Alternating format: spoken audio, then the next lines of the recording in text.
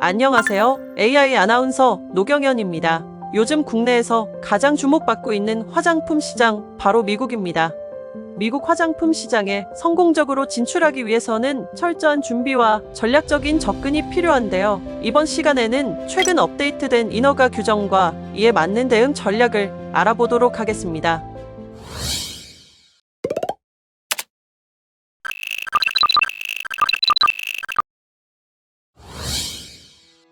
미국 화장품 시장에 중요한 변화를 가져온 최신 규정 모크라, 바로 미국 화장품 규제 현대화법입니다.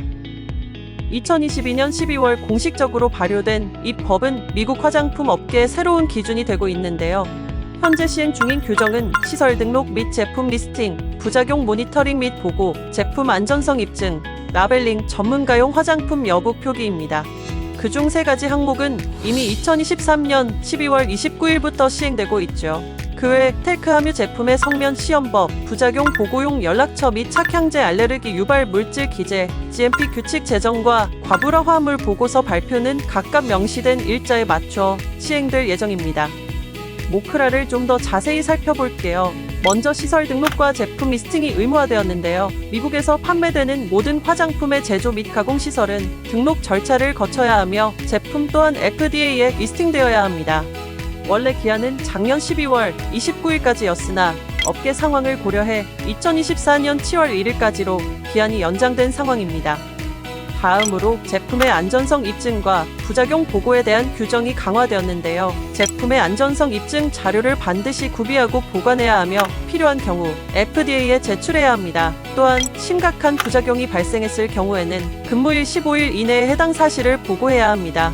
이러한 조치는 소비자 보호를 강화하고 제품의 안전성을 보장하기 위해서죠. 라벨링 요건도 주의 깊게 살피셔야 합니다. 전문가용 화장품의 경우 해당 내용을 라벨에 표기해야 하며 부작용 보고를 위한 연락처 정보와 알레르기 유발 물질에 대한 정보 역시 라벨에 명시해야 합니다. 이 규제 덕분에 소비자는 제품을 명확히 파악하고 안전하게 사용할 수 있는 것이죠.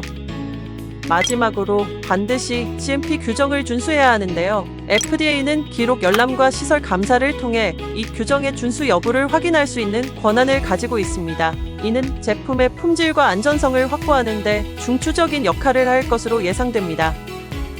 FDA에 관련해서도 새로 업데이트된 규정이 있습니다. 현지 시각으로 지난 2023년 12월 26일 화장품 시설 등록과 제품 리스팅 업무 진행을 위한 온라인 정보 제출 플랫폼인 코스메틱 다이렉트를 오픈했는데요.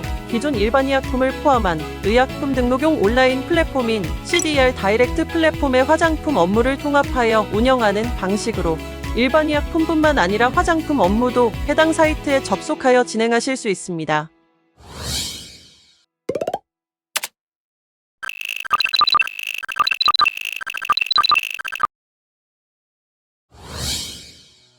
이제 본격적으로 최신 규정이 적용된 화장품 및 일반 의약품 인허가 업무에 대해서 설명드리겠습니다. 업무를 진행하기 전 수출하고자 하는 제품이 화장품에 해당하는지, 일반 의약품에 해당하는지 확인 후에 해당하는 절차로 진행하셔야 한다는 것 잊지 마세요. 먼저 화장품 판매 인허가 업무 절차입니다. 앞에서 말씀드렸듯 업데이트된 모크라의 추가 항목을 염두에 두고 진행하셔야 합니다. 첫 단계로 제품의 전성분과 라벨을 면밀히 검토합니다. 두 번째, 미국 내 대리인과 책임자를 선정합니다. 세 번째, FDA 다이렉트 계정을 생성합니다. 네 번째, 시설 등록과 제품 리스팅을 합니다. 마지막으로 수출 및 사후 관리가 이어집니다. 이 과정에서 꼭 기억해야 하는 부분을 추가로 설명해 드릴게요. 미국 수출에 있어서 미국 내 대리인 선임과 책임자 선정은 매우 중요합니다. 먼저 미국 내 대리인은 화장품 시설과 FDA와의 소통을 담당합니다. 특히 미국 외부에 소재하는 시설의 경우에는 필수로 선임하셔야 합니다. 책임자는 화장품 라벨에 이름이 표시되는 제조업체, 포장업체 혹은 유통업체를 의미합니다. FDA 다이렉트는 이번에 새로 업데이트가 된 항목이죠. FDA 다이렉트 계정으로 모크라 관련 업무를 진행하기 때문에 반드시 생성해 두어야 하는데요. 이때 업체와 담당자의 정보가 필요합니다. 시설 등록에 대해서도 알아보겠습니다. 시설 등록에서 꼭 필요한 것이 있는데요. 바로 FEI 넘버입니다. FEI는 FDA에서 시설을 식별하기 위해 부여하는 코드 번호죠. 이 코드와 함께 제출 유형, 시설 정보, 미국 내 대리인 정보, 시설 브랜드 정보를 준비하면 시설 등록을 진행할 수 있습니다. 그 다음 제출 유형, 책임자 정보, 제품명과 카테고리, 전성분, 제품 시설 정보 등으로 제품 리스팅을 하면 수출할 준비가 마무리되었다고 볼 수 있습니다. 중요한 점은 수출 후에도 시설 정보는 매 2년마다, 제품은 매년마다 제출 내역에 대해 업데이트를 해야 합니다. 만약 변경된 정보가 있다면 시의적절하게 반영해 주세요. 이번에는 일반 의약품 인허가 업무 절차를 알아보겠습니다. 화장품과 큰 차이는 없지만 빠져서는 안 되는 중요한 개념이 있으니 잘 체크해 보시기 바랍니다. 먼저 제품의 전성분과 라벨을 검토합니다. 두 번째, 미국 내 대리인을 선임합니다. 세 번째, FDA 다이렉트 계정을 생성합니다. 일반 의약품 인허가 업무를 처리하는 중요한 계정이죠. 네 번째, 시설 등록을 하고 다섯 번째로 NDC 라벨러 코드를 요청합니다. 이후 일반 의약품 제품 등록을 완료할 수 있습니다. 화장품 인허가 업무 절차와 비슷하지만 시설 등록 단계에서 차이를 보이는데요. 시설 등록에는 DUNS 번호, 시설의 주소 및 연락처, 비즈니스 운영 및 자격, 수입업자 정보, 그리고 미국 내 대리인 정보가 필요합니다. 여기서 DUNS 번호란 더는 브래드스트리트 회사에서 부여하는 고유한 9개의 숫자로 미국 내에서 전 세계 기업을 식별하는 국제사업자 등록번호라고 할 수 있습니다. 시설 등록이 완료되면 NDC 라벨러 코드를 요청해야 합니다. 일반 의약품 제품의 식별에 사용되며 시설 등록을 할 때 사용했던 정보가 있으면 받을 수 있죠. 이렇게 발급받은 NDC 코드 번호와 제품명 및 업체 정보, 전성분 및 제형, 투여 경로, 라벨링 등의 정보를 제출하면 일반 의약품 제품 등록을 할 수 있는데요. 이후에는 매년 1회 10월 1일부터 12월 31일 사이에 시설과 의약품 등록 내역을 업데이트해야 합니다.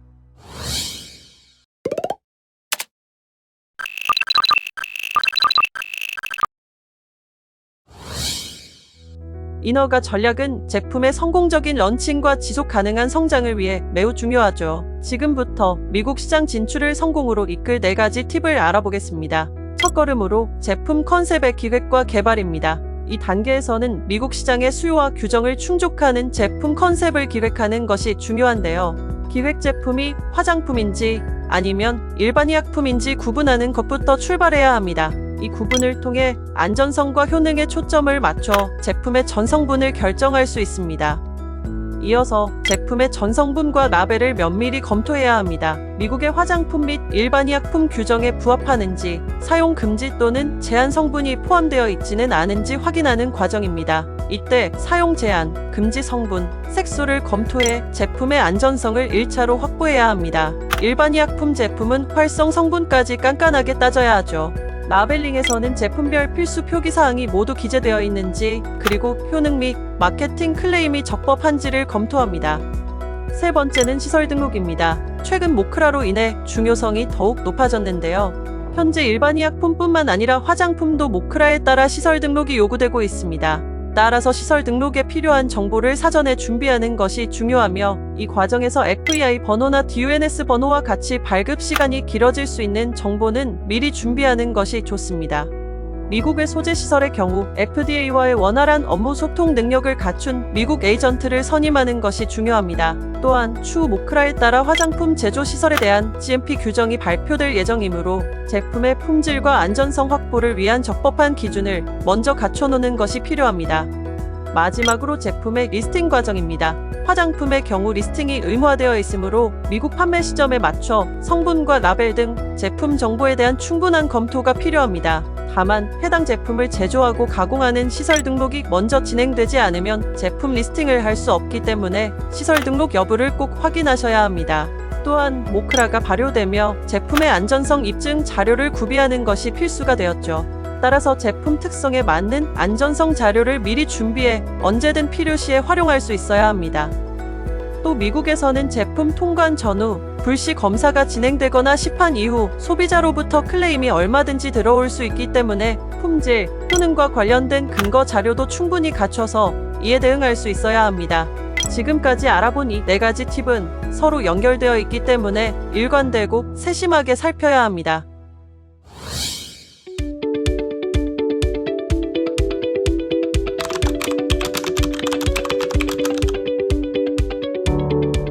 X. 제출하신 시설이나 제품 관련 정보는 일반적으로 대중에 공개되지 않습니다.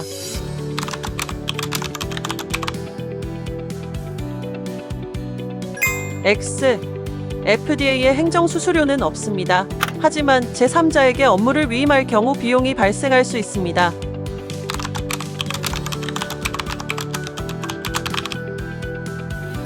O. 서면으로 제출하는 것이 가능하지만 FDA는 온라인 접수를 강력히 권장하고 있다는 것 알아두시기 바랍니다.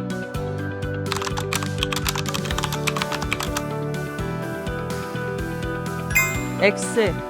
FDA는 화장품 시설과 개별 제품에 대한 승인을 하지 않습니다. 제품 등록과 리스팅은 규정 준수의 일환으로 승인을 의미하지 않습니다.